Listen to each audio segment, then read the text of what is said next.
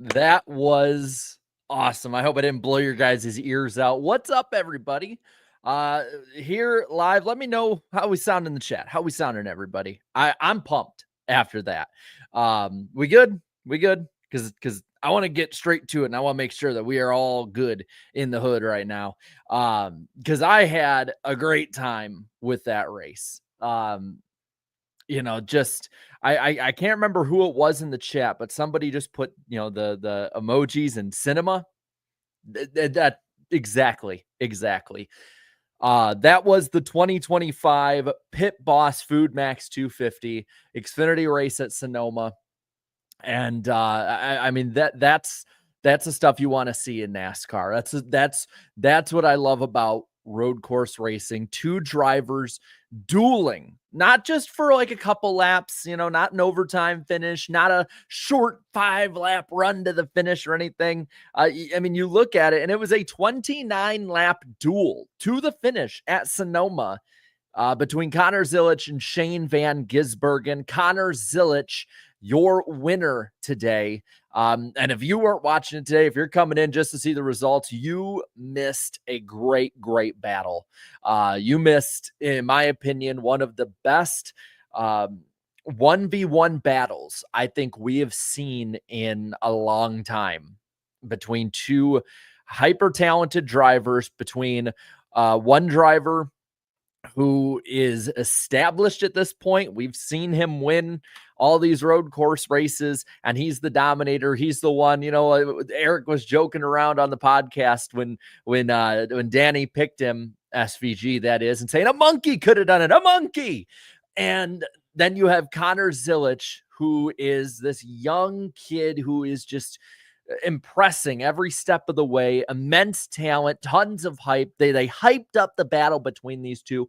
Listen, there might not be as much meat to the bone of the rest of the 36 cars in the field, but the top two, in my opinion, made up for it. Call me somebody that's glazing, say that I'm drinking the Zilisch SVG Kool-Aid and all of that crap. Say what you will. Those are the battles that I love watching in NASCAR.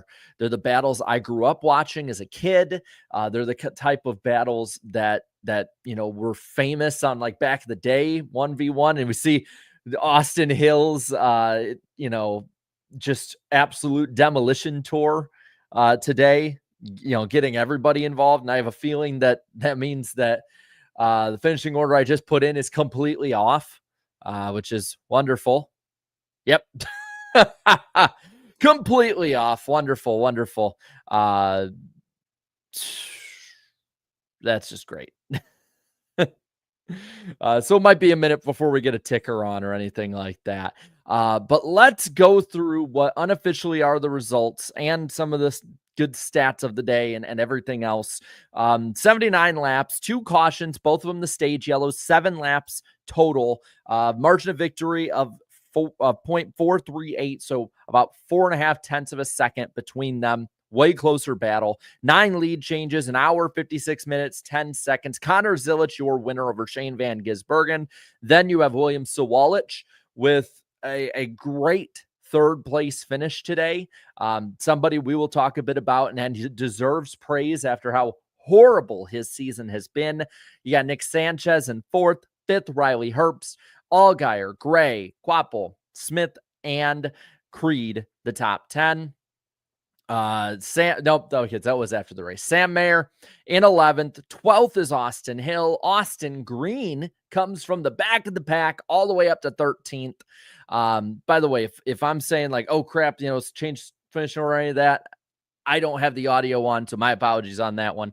Don't want to jump the gun too much. But Austin Green, a great jump up from 33rd today in the grass lap 1, just putting together these solid road course races one after another. Brandon Jones 14th, 15th Balicki, Josh Williams 16th, Will Rogers, a lot of hype around him and talk around him with the industry, a very popular guy, 17th today. Blaine Perkins 18th, Dean Thompson 19th, Alfredo in 20th, then Jeb and Harrison Burton 21st, 22nd for them, Brennan Poole in 23rd, Corey Day 24th, ran top 10 a lot of the day.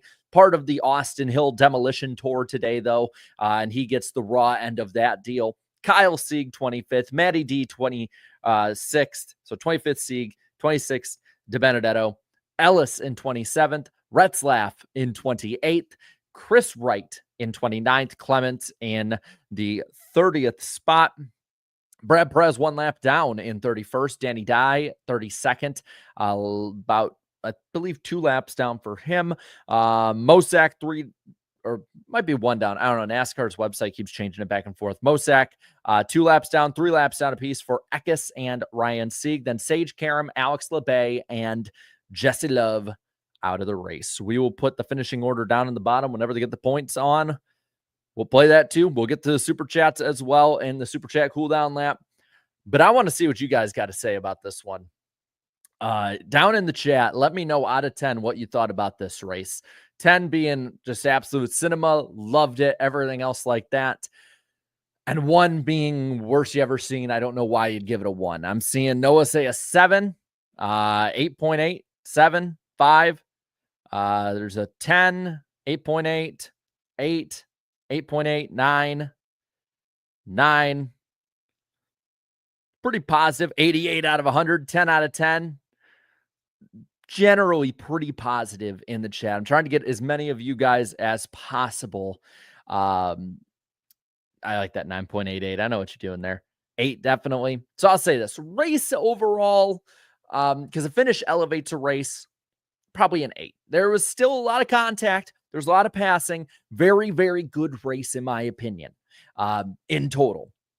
You know, I'm looking through and outside, if you look outside of the top 2, you know, because they obviously aren't going to go for the stages, anything like that. You did have times to shine for, say, Sam Mayer, who led 5 laps today. 1 stage 1. Brandon Jones is up front for a lot of it. Didn't get the finish he deserved. He, I believe, won stage 2 with 4 laps led. Sammy Smith, Creed, Alfredo, and LeBay were up there. You know, you had so many of these guys, you know, in the top 10. Second stage, you know, Quapple was up there. Perkins again, Jeb, Rogers, all of them. So, you know, there was a good variation through the race of guys on strategies that were different and better tires and things like that. So I think take the finish out of it. I think that the race was good. You know, I do. And by the way, really quick, yeah, no stupid cautions other than the stages. True. And we're going to keep this as is. Okay. Just because YouTube's been glitching out on my end. I don't know what's going on. Want to make sure that we keep the chat civil and not too many bots. It makes it, you know, just sub only mode too. I want people to be able to come in and talk. You know, if you're new, I want you to be able to talk and give me your opinion. I want, before I forget, and I don't have it on me, the video wasn't saving correctly, but Marty Smith was the Grand Marshal. And I had to admit, this week when it was announced, I was like, that's kind of odd. You know, that's you know, that's kind of like a weird choice. Dude understood the assignment. I believe he was, you know, he's like, I got 4 things to say, and it was like, raise hail, praise Dale, God bless America, and gentlemen, start your engines, screaming it. Love it. Plus, I just love gentlemen, start your engines. Like, if we're going to have all the guys out there, we might as well say gentlemen, start your engines like it used to be. Absolutely love it. You know, that to me kind of like set the tone, like, oh yeah, we're going to have some fun today with it. But you know, like I said, there really isn't much meat to the bone of a lot of the other stories. William Sawalich in 3rd, a run that I think that team desperately needed just to like have some confidence whatsoever at this point. They've had such a terrible year. I have to admit, I feel really good for Sawalich getting that top 3 finish. Sanchez, another really good finish up there. Gray's up there. I didn't even realize Riley Herbst is in the field until like about 5 to go. I'm like, oh crap, he's in that car this week, which is probably not a good thing on his end. But you know, I'm going to go back again to the Zilisch SVG battle. You know, the last 29 laps, those two just ran away from the field and settled between each other. But what I want to say is I want to praise just how clean they raced each other. SVG had the better, I think, car at the end of this race. I think he saved his stuff really well. I think it was very old school NASCAR in that regard, even if the rear tires really weren't hooking up the way that he preferred them to.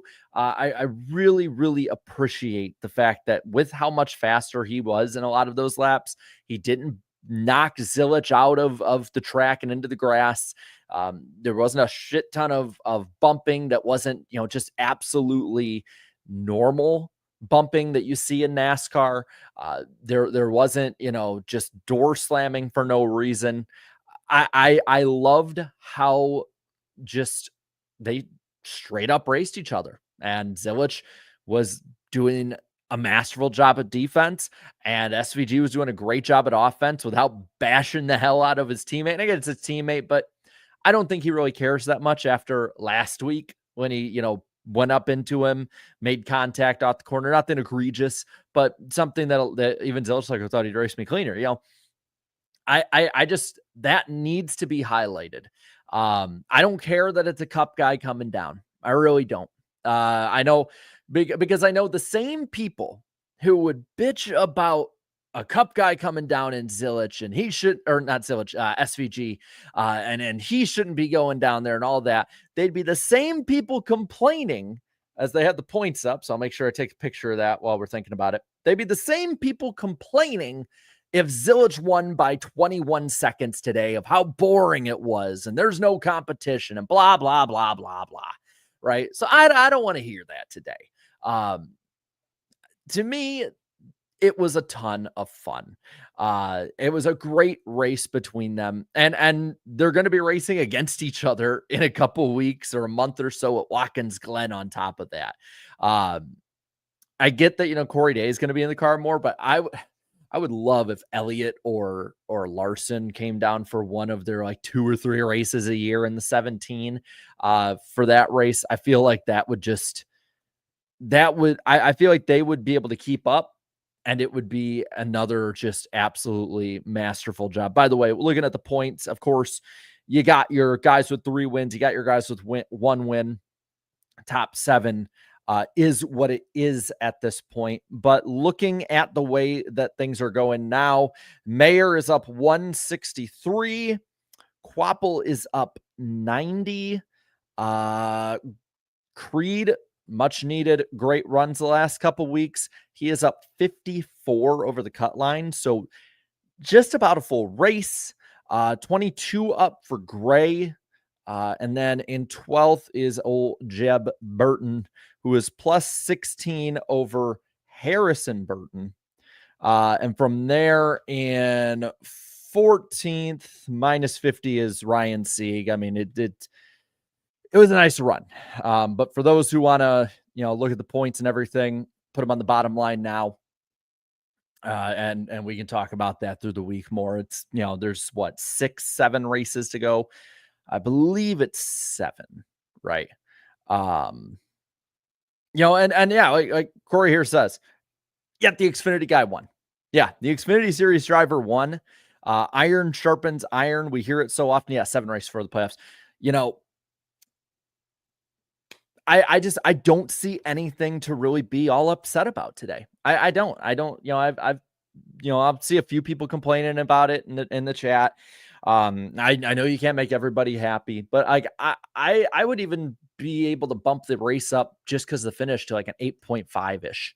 Like I really thoroughly enjoyed this race today, and I get it. There's not a million storylines to talk about, and it wasn't just like 50 lead changes and 17 drivers. Realistically, it was 2 guys. But again, that, like I said, that is what I grew up with for NASCAR. That was what NASCAR was long before I was a fan or even born. It's what NASCAR is going to be long after I'm dead. All right. At the end of the day, those are the kind of fun battles. And the thing is that this, in my opinion, lays the groundwork for a great rivalry, a friendly rivalry, a competitive rivalry for years to come. We're pretty much sure that Zilisch is going to take over the spot at Trackhouse for Daniel Suarez. And he's going to be racing Shane Van Gisbergen up front. It might take him a minute to get fully acclimated with the next gen. Might not be like, if they have the same schedule as this year, might not be like a coda right off the bat. But I think that, later in the year, next year, I think that 88 machine is not going to be as, much of the odds on favor as possible, whether it's whether Zilisch keeps the 87 or the 99 or whatever it is, his teammate will be up there racing him. And to me, that is exciting for me to think about. Cause I know, like, obviously, just because NASCAR is an over racing series has been the talk this week about too many road courses. I think a lot of that, outside of like guys like, Brad Keselowski and other drivers talking about it, I think a lot of that too is it, NASCAR fans in the moment don't like domination. Now let's face it, the last couple road course weekends, whichever race he's in, Shane Van Gisbergen has dominated those races. I don't think that he's going to have this ultra long, unoccupied, non-fought against rain on them once Zilisch gets fully up to speed. And to see it, starting out last week, now Zilisch has one on SVG this week. We keep asking, where are the rivalries? Rivalries don't have to be people hating each other. They could be just competitive ones. And telling you, man, I think we're going to have a lot of fun. I think it's going to be a lot of fun at Watkins Glen. I think it's going to be a lot of fun in 2026 once he gets, fully up to speed. To me, it's something really good to look forward to.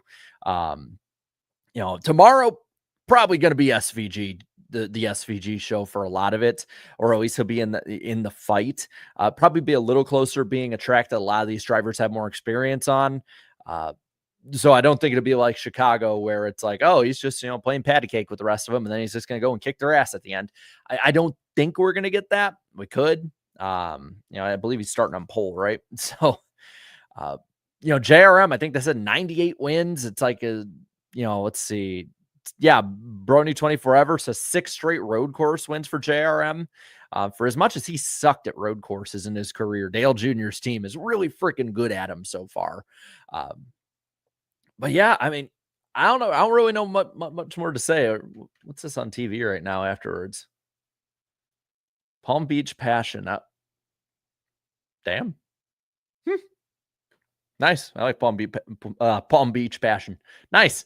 I don't really think there's like a ton to say about it. It's weird for me because these races I can gush about for 40, 50, 60 minutes nonstop when I really love them. But it really was 2 drivers going head to head, and there's not really much more you can say about that.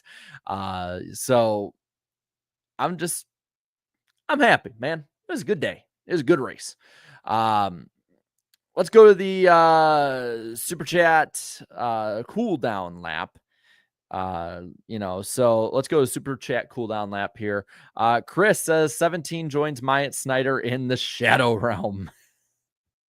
Corey Day, man, that dude, he's showing promise, right? At the first half of the year, I'll say this, he was bad. I was wondering why the hell is this guy, in Hendrick stuff? Now, I mean, he needs to up it a little bit more, but he was a top 10 guy today, victim of the Austin Hill demolition team today to, this is road course racing on the other end of it. You can have 2 guys go head to head. The other end, you can have guys who run top 10 all day, get spun out at the end. It's very result wise for where you run during the day, very much like a super speedway in that aspect.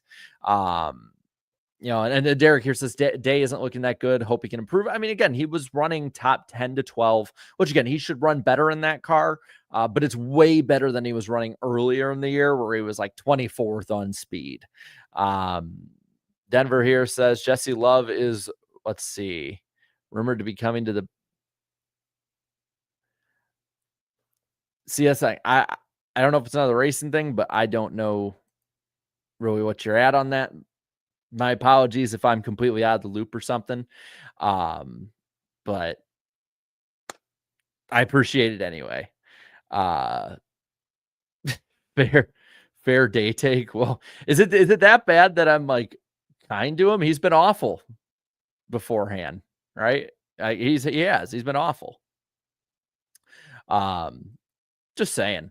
By the way, really quick, off topic here. Two things off top. Well, no, we'll do one thing off topic here.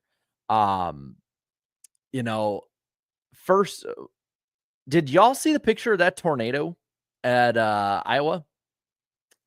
Because that was freaking crazy yesterday. I just wanted to say that off the top. And then did NASCAR win by just not, taking the bag as much as F1? Because I don't know if you saw, but F1's looking like it's going to go to Apple TV, which more than likely will mean that F1 TV is probably nullified in the United States, which, again, pirating will be, allegedly out there. But I'm just saying, man, I'm just saying that MLS was the big fad up and coming sport when they went to Apple TV, and it completely killed any momentum they have. F1, I think is I would say currently is that fad sport that has kind of gotten popular in the last 5 years or so. They're going to Apple because of the money. I'm not going to say I would say no to that kind of money. But now you got another sport in the United States with the WNBA that's starting to be the new fad that people are talking about. And F1 has basically gotten itself out of the spotlight. I get it that ESPN wasn't going to re-up, but NASCAR will feel no competition from other motorsports now. Because while IndyCar has great racing, and I know it's on right now, when they actually have comparable ratings, they're down. It's not the needle really hasn't shifted all that much, other than it's just on Fox more than it was on NBC last year. So it's like NASCAR really probably has no competition at this point, whereas F1 was actually breathing down their neck for a while and took the money and ran. So good for NASCAR, I guess. Might not be the greatest for motorsports in the United States overall, but I saw that last night. I'm like, did NASCAR just win by not doing anything?